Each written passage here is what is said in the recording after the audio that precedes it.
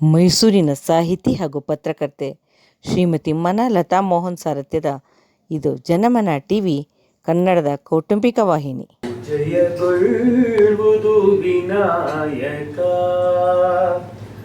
ಜಯಗೊಳ್ಳುವುದು ವಿನಾಯಕ, ಮೂರ್ಜಗದೊಡೆಯ ವಿನಾಯಕ, ಮೂರ್ಜಗದೊಡೆಯ ವಿನಾಯಕ, ಜಯಗೊಳ್ಳುವುದು ವಿನಾಯಕ. ಲೇಖಕಿಯರನ್ನು ಸಾಧ್ಯವಾದಷ್ಟು ಓದುಗರಿಗೆ ಪರಿಚಯಿಸಬೇಕೆಂಬ ಉದ್ದೇಶದಿಂದ ಸ್ಥಾಪನೆಯಾಗಿದ್ದು ನಮ್ಮ ಈ ಸ್ನೇಹ ಬಳಗ. ಈ ಸಂಘವನ್ನು ಸ್ಥಾಪಿಸಲು ಪ್ರೇರಣೆ ನೀಡಿದವರು ದಿವಂಗತ KS ರತ್ನಮ್ಮನವರು. ನಮ್ಮ ಪ್ರಕಾಶಕರಾದ ನಿಡಸಾಲೆ ಪುಟ್ಟಸ್ವಾಮಯ್ಯನವರ ಸಹಕಾರದಿಂದ ನಾವು 10 ಪುಸ್ತಕಗಳನ್ನು ಹೊರತಂದಿದ್ದೇವೆ. ಕಥಾ ಸಂಚಯ, ಮಕ್ಕಳ ಕಥಾ ಸಂಚಯ, ಕವನ ಸಂಕಲನ, ಹಾಸ್ಯ ಸಂಕಲನ ಇತ್ಯಾದಿ. ಬಹಳಷ್ಟು ಲೇಖಕಿಯರು ನಮ್ಮ ಕರೆಗೆ ಸ್ಪಂದಿಸಿದ್ದಾರೆ. ಸ್ನೇಹ ಬಳಗದಲ್ಲಿ ನಾವು ಮೂವರೇ ಇದ್ದರೂ ಕೂಡ ಹಲವರಿಂದ ನಿಮ್ಮ ಕಾರ್ಯಕ್ರಮಗಳಿಗೆ ನಿರಂತರ ಪ್ರೋತ್ಸಾಹ ಸಿಗುತ್ತಿದೆ. ಪುಸ್ತಕ ಬಿಡುಗಡೆ ಸಮಾರಂಭದ ನಂತರ ಕನ್ನಡ ರಾಜ್ಯೋತ್ಸವ ಆಚರಣೆ, ಗಮಕ ಕಾರ್ಯಕ್ರಮ, ರಾಮಾಯಣ ಪಾತ್ರಗಳ ಬಗ್ಗೆ ಚರ್ಚೆ, ಮಂಕುತಿಮ್ಮನ ಕಗ್ಗ ವ್ಯಾಖ್ಯಾನ, KS ನರಸಿಂಹಸ್ವಾಮಿ ದ.ರಾ ಬೇಂದ್ರೆಯವರ ಹುಟ್ಟುಹಬ್ಬ, ಡುಂಡಿರಾಜ್ ಅವರ ನಗೆ ಹಬ್ಬ ಇತ್ಯಾದಿ ಕಾರ್ಯಕ್ರಮಗಳನ್ನು ಮಾಡುತ್ತಾ ಬಂದಿದ್ದೇವೆ. ನಾವು ಪ್ರಚಾರ ಪ್ರಿಯರಲ್ಲ, ಸಾಹಿತ್ಯಾಸಕ್ತರನ್ನು ಸೇರಿಸಿ ಕಿವಿಗೆ ಮನಸ್ಸಿಗೆ ತಂಪು ನೀಡುವುದಷ್ಟೇ ನಮ್ಮ ಕೆಲಸ. ಇಂದು ನಡೆಯುತ್ತಿರುವುದು ಸ್ನೇಹ ಬಳಗದ 19ನೇ ಕಾರ್ಯಕ್ರಮ.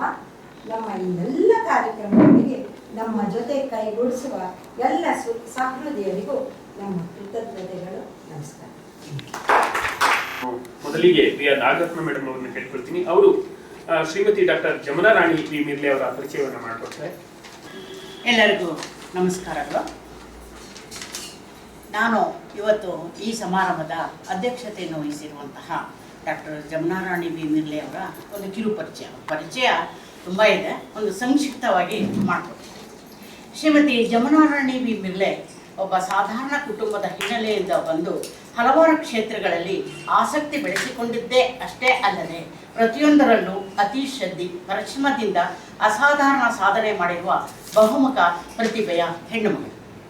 ಇವರ ಜನನ ಮೈಸೂರು ನಗರದ ಸಮೀಪವೇ ಇರುವ ಹಡಜನ ಎಂಬ ಗ್ರಾಮದ ಶ್ರೀ MS ವೆಂಕಟರಾಮಯ್ಯ ಮತ್ತು ಶ್ರೀಮತಿ SP ಸಾವಿತ್ರಮ್ಮ ದಂಪತಿಗಳ ಕಿರಿಯ ಪುತ್ರಿಯಾಗಿ ಅಕ್ಟೋಬರ್ ತಿಂಗಳ 1959ರಂದು ಮೈಸೂರಿನ ಆಸ್ಪತ್ರೆಯೊಂದರಲ್ಲಿ ಜನಿಸಿದ್ದಾರೆ. ಸಾಂಪ್ರದಾಯಿಕ ಕುಟುಂಬದಲ್ಲಿ ಅಣ್ಣಂದಿರು ಅಕ್ಕಂದಿರ ಒಡನಾಟದಲ್ಲಿ ಅವರ ಬಾಲ್ಯ ಸುಂದರ. ಶಾಲೆಯ ಸಂಪರ್ಕ ಬಂದದ್ದು 8ನೇ ತರಗತಿಗೆ ಬಂದಾಗ.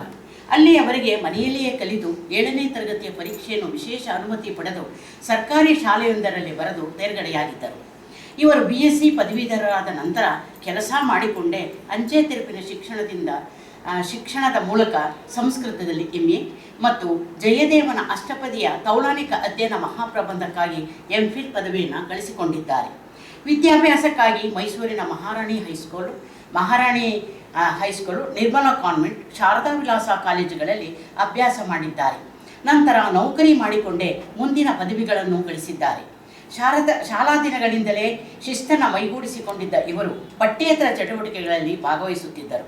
ನಾಟಕ, ಚಿತ್ರಕಲೆ, ನೃತ್ಯಕಲೆ, ರಂಗೋಲಿ ಕಲೆ, ಯೋಗ ಇವರ ಆಸಕ್ತಿಯ ಕ್ಷೇತ್ರಗಳಾಗಿದ್ದವು. ಪ್ರತಿಯೊಂದನ್ನು ಬಹಳ ಶ್ರದ್ಧೆ ಪರಿಶ್ರಮದಿಂದ ಹಲವಾರು ಗುರುಗಳ ಮಾರ್ಗದರ್ಶನದಲ್ಲಿ ಕಲಿತು ಇನ್ನೊಬ್ಬರಿಗೆ ಕಲಿಸುವ ಮಟ್ಟಕ್ಕೆ ಸಾಧನೆಗೈದರು. ಶ್ರೀ LK ನಾಗರಾಜ್ ಎಂಬವರೊಡನೆ ವೈವಾಹಿಕ ಜೀವನಕ್ಕೆ ಕಾಲಿಟ್ಟರು. ಪತಿ ಈಗ ಎಲೆಕ್ಟ್ರಿಕಲ್ ಡಿಪ್ಲೊಮಾ ಮಾಡಿದ್ದರು. ನಂತರ ಅವರ ಒತ್ತಾಸೆಯಿಂದ BE MBA ಪದವಿಗಳನ್ನು ಪಡೆದುಕೊಂಡು ವಿದೇಶದಲ್ಲಿ ಹಲವಾರು ವರ್ಷ ಕೆಲಸ ಮಾಡಿದ ನಂತರ ಹಿಂತಿರುಗಿ ಈಗ ಚಿಕ್ಕಬಳ್ಳಾಪುರ ಮ್ಯಾನೇಜ್ಮೆಂಟ್ ಕಾಲೇಜಿನಲ್ಲಿ ಪ್ರಾಧ್ಯಾಪಕರಾಗಿದ್ದಾರೆ. ಜಮುನಾ ರಾಣಿಯವರು ತಾವು ಬೆಳೆಯುವುದಲ್ಲದೆ ಇತರರನ್ನು ಬೆಳೆಸಲು ಸಹಾಯ ಮಾಡಿದ್ದಾರೆ.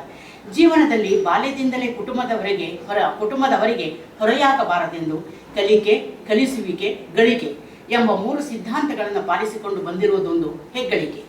ಜ್ಯೋತಿಷಾಸ್ತ್ರದಲ್ಲಿ ಹಲವು ವರ್ಷಗಳ ಅವಿರತ ಪರಿಶ್ರಮದಿಂದ ಶ್ರೀಲಂಕಾದಲ್ಲಿನ ವೇದಿಕ್ ಆಸ್ಟ್ರಾಲಜಿ ಅಂತಾರಾಷ್ಟ್ರೀಯ ವಿಶ್ವವಿದ್ಯಾನಿಲಯದಿಂದ ಡಾಕ್ಟರೇಟ್ ಗಳಿಸಿಕೊಂಡಿದ್ದಾರೆ. ಇವರ ಮಗ ಮಗಳು ಪದವೀಧರರಾಗಿದ್ದು ಮಗಳನ್ನ ವಿವಾಹ ಮಾಡಿಕೊಟ್ಟು ಮೊಮ್ಮಗಳನ್ನು ಕಂಡಿದ್ದಾರೆ. ಮಗ ಸಾಫ್ಟ್ವೇರ್ ಕಂಪನಿಯೊಂದರಲ್ಲಿ ಕೆಲಸದಲ್ಲಿದ್ದಾರೆ. ಈಗ ಇವರು ಹಲವಾರು ಸಾಮಾಜಿಕ ಕಾರ್ಯಗಳಲ್ಲಿ ತಮ್ಮನ್ನು ತೊಡಗಿಸಿಕೊಂಡಿದ್ದಾರೆ. ಇವರ ಪ್ರಶಸ್ತಿಗಳನ್ನು ಗುರುತಿಸಿ ಹಲವಾರು ಸಂಘ ಸಂಸ್ಥೆಗಳು ಪ್ರಶಸ್ತಿ, ಬಿರುದು, ಸನ್ಮಾನಗಳನ್ನು ನೀಡಿ ಗೌರವಿಸಿವೆ. ಮುಖ್ಯವಾದವುಗಳೆಂದರೆ ಸಾಮಾಜಿಕ ಸೇವೆಗಾಗಿ ಕಿತ್ತೂರು ಚೆನ್ನಮ್ಮ ಸದ್ಭಾವನಾ ಪ್ರಶಸ್ತಿ, ನೃತ್ಯ ಸಾಧನೆಗಾಗಿ ಸರ್ವಶ್ರೀ ಪ್ರಶಸ್ತಿ ಮತ್ತು ಸೋಮಶ್ರೀ ಪ್ರಶಸ್ತಿ, ಮೈಸೂರು ಜಿಲ್ಲಾ ಕನ್ನಡ ಸಾಹಿತ್ಯ ಪರಿಷತ್ತಿನಿಂದ 2022ರಲ್ಲಿ ರಾಜ್ಯೋತ್ಸವ ಪ್ರಶಸ್ತಿ ಮತ್ತು ಮಹಿಳಾ ಸಾಧಕ ಚಿತ್ರಕಲಾ ಪ್ರಶಸ್ತಿ ಮೊದಲಾದವು. ಇವರನ್ನು ಇಂದಿನ ಕಾರ್ಯಕ್ರಮಕ್ಕೆ ಆಹ್ವಾನಿಸಲು ವೈಯಕ್ತಿಕವಾಗಿ ಹಾಗೂ ನಮ್ಮ ಸ್ನೇಹ ಬಳಗ ಹೆಮ್ಮೆ ಪಡುತ್ತದೆ. ಧನ್ಯವಾದ. ಅತಿಥಿ ಮುಖ್ಯ ಅಧ್ಯಕ್ಷರಾಗಿ ಆಗಮಿಸಿ ಈ ಒಂದು ಕಾರ್ಯಕ್ರಮವನ್ನು ನಡೆಸಿಕೊಡ್ತಾ ಇರೋದು ನಮ್ಮೆಲ್ಲರ ಭಾಗ್ಯ ಅಂತ ಭಾವಿಸಿ ಪರಿಚಯ ಮಾಡಿಕೊಟ್ಟಂತಹ ನಾಗರತ್ನ ಮೇಡಮ್ ಅವರಿಗೆ ಹೃತ್ಪೂರ್ವಕವಾದ ಧನ್ಯವಾದಗಳನ್ನು ಹೇಳ್ತಾ ಇದ್ದೀನಿ. ಈಗ ಮತ್ತೊಬ್ಬರು ಮುಖ್ಯ ಅತಿಥಿಗಳಾಗಿ ಆಗಮಿಸಿರುವಂತಹ ಶ್ರೀ ಮೋಹನ್ ವೆರ್ಣೇಕರ್ ಇವರನ್ನ ಪರಿಚಯ ಮಾಡಿಕೊಡ್ಬೇಕು ಅಂತ ನಾನು ಸರ್ ಅನ್ನು ಪ್ರಾರ್ಥಿಸ್ತೀನಿ. ಮೋಹನ್ ವರ್ಣೇಕರ್ ಕರ್ನಾಟಕ ವಿಧಾನಸಭೆಯ ಸಚಿವಾಲಯದಲ್ಲಿ ರೆಕಾರ್ಡಿಂಗ್ ಆಫೀಸರ್ ಆಗಿ ಸೇವೆ ಸಲ್ಲಿಸಿ ನಿವೃತ್ತರಾಗಿ ಈಗ ಮೈಸೂರಿನಲ್ಲಿ ವಾಸವಾಗಿರುವ ಶ್ರೀ ಮೋಹನ್ ವರ್ಣೇಕರ್ ಅವರಿಗೆ ಸಾಹಿತ್ಯ ಮತ್ತು ಚಿತ್ರಕಲೆಯಲ್ಲಿ ಅಪಾರ ಆಸಕ್ತಿ. ಸಾಹಿತ್ಯದ ವಿವಿಧ ಪ್ರಕಾರಗಳಿಗೆ ಸಂಬಂಧಿಸಿದಂತೆ ಇದುವರೆಗೆ ಇವರ 66 ಕೃತಿಗಳು ಪ್ರಕಟವಾಗಿದ್ದು, ಇವುಗಳಲ್ಲಿ 4 ಕಾದಂಬರಿಗಳು, 5 ಕಥಾ ಸಂಕಲನಗಳು ಮತ್ತು 12 ಮಕ್ಕಳ ಸಾಹಿತ್ಯ ಕೃತಿಗಳು ಸೇರಿವೆ. ಸ್ವರ್ಣ ಮಂದಾರ, ನರಸಿಂಹದೇವರಿಗೆ ಚಿನ್ನದ ಕಿರೀಟ, ಅವಳು ಕ್ಷಮಾತೀತಳು, ಜೋಡಿ ಕಿರು ಕಾದಂಬರಿಗಳು, ದ್ವೀಪದಲ್ಲಿ ಮಕ್ಕಳು, ನೀತಿ ಬೋಧಕ ಮಕ್ಕಳ ರಾಮಾಯಣ, ಬಯಸದೇ ಬಂದ ಭಾಗ್ಯ ಕೆಲವು ಪ್ರಮುಖ ಕೃತಿಗಳು. ಮಾನಸಿಕ ಆರೋಗ್ಯ ಮತ್ತು ವ್ಯಕ್ತಿ ವಿಕಾಸ ಇವರ ವಿಶೇಷ ಆಸಕ್ತಿಯ ಕ್ಷೇತ್ರಗಳಾಗಿದ್ದು, ಇಲ್ಲಿಯ ಅಧ್ಯಯನದ ಫಲವಾಗಿ ಹೊರಹೊಮ್ಮಿದ ಮಹತ್ವದ ಕೃತಿಗಳು ಆತಂಕದಿಂದ ಹೊರಬನ್ನಿ, ಕೀಳು ಮನೋರೋಗ, ಮಾನಸಿಕ ಆರೋಗ್ಯ ಸಂಗಾತಿ, ಬಾಳಿಗೊಂದು ಮಾತು, ಆಕರ್ಷಕ ವ್ಯಕ್ತಿತ್ವ ನಿಮ್ಮದಾಗಲಿ, ಮನಮಂಥನ ಇತ್ಯಾದಿ. ನೋಡಿ, ಇದು ನಗುವಿನ ವಿವಿಧ ಉಪಯೋಗಗಳ ಬಗ್ಗೆ ನಕ್ಕು ಆರೋಗ್ಯವಾಗಿರೋಣ ಶೀರ್ಷಿಕೆಯಲ್ಲಿ ಇವರು ನೀಡುವ ಉಪನ್ಯಾಸ ಮತ್ತು ಪ್ರಾತ್ಯಕ್ಷಿಕೆ ವೈಶಿಷ್ಟ್ಯಪೂರ್ಣವಾಗಿದೆ. ಚುಕ್ಕಿ ಚಿತ್ರಗಳ ರಚನೆಯಲ್ಲಿ ಇವರದ್ದು ವಿಶೇಷ ಪರಿಶ್ರಮ ಮತ್ತು ಸಾಧನೆ. ಬರೀ ಚುಕ್ಕಿಗಳನ್ನು ಉಪಯೋಗಿಸಿ ಭಾವಚಿತ್ರಗಳನ್ನು ರಚಿಸುವುದು ಇವರ ಕಲಾ ವೈಶಿಷ್ಟ್ಯ. ಇದೊಂದು ವಿಶೇಷ. ಇವರು ರಚಿಸಿದ 100 ಕನ್ನಡದ ಹಿರಿಯ ಸಾಹಿತಿಗಳ ಚುಕ್ಕಿ ಚಿತ್ರಗಳನ್ನು ಮೆಚ್ಚಿ ಮನಸಾರೆ ಅಭಿನಂದಿಸಿದವರು ಹಿರಿಯ ಸಾಹಿತಿಗಳಾದ ಶಿವರಾಮ ಕಾರಂತರು, ಮಾಸ್ತಿಯವರು, ಕುವೆಂಪುರವರು, ಜೆ ಶಿವರುದ್ರಪ್ಪನವರು, ವೀರೇಂದ್ರ ಹೆಗ್ಗಡೆಯವರು, ವರನಟ ರಾಜ್ಕುಮಾರ್ ಮುಂತಾದವರು. ಇವರ ಚುಕ್ಕಿ ಚಿತ್ರಗಳಲ್ಲಿ ಸಾಹಿತ್ಯ ಚೇತನಗಳು ಕನ್ನಡಕ್ಕೊಂದು ಅತ್ಯುತ್ತಮ ಕೊಡುಗೆಯಾಗಿದ್ದು, ಇವರ ಸಾಹಿತ್ಯ ಮತ್ತು ಚುಕ್ಕಿ ಚಿತ್ರ ರಚನೆಯಲ್ಲಿ ಸಾಧನೆಗಳನ್ನು ಪ್ರಶಂಸಿಸಿ ಸುಧಾ, ತರಂಗ, ಕರ್ಮವೀರ, ಪ್ರಜಾವಾಣಿ, ಉದಯವಾಣಿ, ಆಂದೋಲನ, ಡೆಕ್ಕನ್ ಹೆರಾಲ್ಡ್ ಮುಂತಾದ ಪತ್ರಿಕೆಗಳಲ್ಲಿ ಪರಿಚಯ ಲೇಖನಗಳು ಪ್ರಕಟವಾಗಿವೆ. ದೂರದರ್ಶನದ ಚಾನೆಲ್ಗಳಾದ ಉದಯ, ETV, ಚಂದನ ಮತ್ತು DD1 ಮತ್ತು DD1 ಅಂತ ಬರ್ತಿತ್ತಲ್ಲ, ಮತ್ತು ಬೆಂಗಳೂರು ಆಕಾಶವಾಣಿ ಕೇಂದ್ರದಿಂದ ಇವರ ಬಗ್ಗೆ ಪರಿಚಯ ಮತ್ತು ಸಂದರ್ಶನಗಳು ಪ್ರಸಾರವಾಗಿವೆ. ಶ್ರೀ ಮೋಹನ್ ವರ್ಣೇಕರ್ ಅವರಿಗೆ ಪ್ರಾಪ್ತವಾಗಿರುವ ಪ್ರಶಸ್ತಿ ಪುರಸ್ಕಾರಗಳು ಹಲವಾರು. ಪಟ್ಟಿ ತುಂಬ ದೊಡ್ಡದಿದೆ. ಮುಖ್ಯವಾಗಿ ಬೂರೂರು ಸಾಹಿತ್ಯ ಪ್ರಶಸ್ತಿ, ಡಾಕ್ಟರ್ ರಾಜ್ಕುಮಾರ್ ಸದ್ಭಾವನಾ ಪುರಸ್ಕಾರ, ಕನ್ನಡ ಸಿರಿ ಪ್ರಶಸ್ತಿ, ಹೊಯ್ಸಳ ಪ್ರಶಸ್ತಿ, ಸಾಹಿತ್ಯ ಸೇತು, ಕನ್ನಡ ಸಾಹಿತ್ಯ ಪರಿಷತ್ತಿನ ಗೌರವ ಪುರಸ್ಕಾರ, ಕರ್ನಾಟಕ ಕೊಂಕಣಿ ಸಾಹಿತ್ಯ ಅಕಾಡೆಮಿ ಗೌರವ ಪ್ರಶಸ್ತಿ, ಕೆಲವು ಪ್ರಮುಖ ಪುರಸ್ಕಾರಗಳು. ಇವರ ಬಹುಮುಖ ಪ್ರತಿಭೆಯನ್ನು ಪರಿಗಣಿಸಿ ಇದುವರೆಗೂ 70ಕ್ಕೂ ಹೆಚ್ಚು ಸಂಘ ಸಂಸ್ಥೆಗಳು ಇವರನ್ನು ಗೌರವಿಸಿ ಸನ್ಮಾನಿಸಿವೆ. ಇಂಥವರನ್ನು ನಮ್ಮ ಈ ಸ್ನೇಹ ಬಳಗದ ಇವತ್ತಿನ ಕಾರ್ಯಕ್ರಮಕ್ಕೆ ನಾವು ಆಹ್ವಾನಿಸೋದಕ್ಕೋಸ್ಕರ ನಮಗೆ ಹೆಮ್ಮೆ ಅನ್ನಿಸ್ತಾ ಇದೆ. ನಾನೇನು ಮತ್ತೆ ಹೇಳಬೇಕಾಗಿಲ್ಲ, ಸರ್ರೆ ತುಂಬ ಒಳ್ಳೆಯ ರೀತಿಯಲ್ಲಿ ಶ್ರೀಯುತ ಮೋಹನ್ ವೆರ್ಣೇಕರ್ ಅವರ ಪರಿಚಯವನ್ನು ಮಾಡಿಕೊಂಡಿದ್ದಾರೆ. ನಮ್ಮ ಕಾರ್ಯಕ್ರಮಕ್ಕೆ ಆಗಮಿಸಿದ್ದು ನಮಗೂ ಎಲ್ಲರಿಗೂ ಹೆಮ್ಮೆ ಅಂತ ನಾನು ಪರಿಭಾವಿಸಿ ಮತ್ತೊಮ್ಮೆ ಅವರಿಗೆ ಸ್ವಾಗತವನ್ನು ಕೋರ್ತಾ ಅವರನ್ನು ಪರಿಚಯ ಮಾಡಿಕೊಟ್ಟಂತಹ ಶ್ರೀಯುತ ಚನ್ನಮಲ್ಲ ಶೆಟ್ಟಿ ಸರ್ ಅವರನ್ನ ನಾನು ಅಭಿನಂದಿಸ್ತೀನಿ. ಈಗ ಅತಿಥಿಗಳಿಗೆ ಗೌರವ ಸಮರ್ಪಣೆ.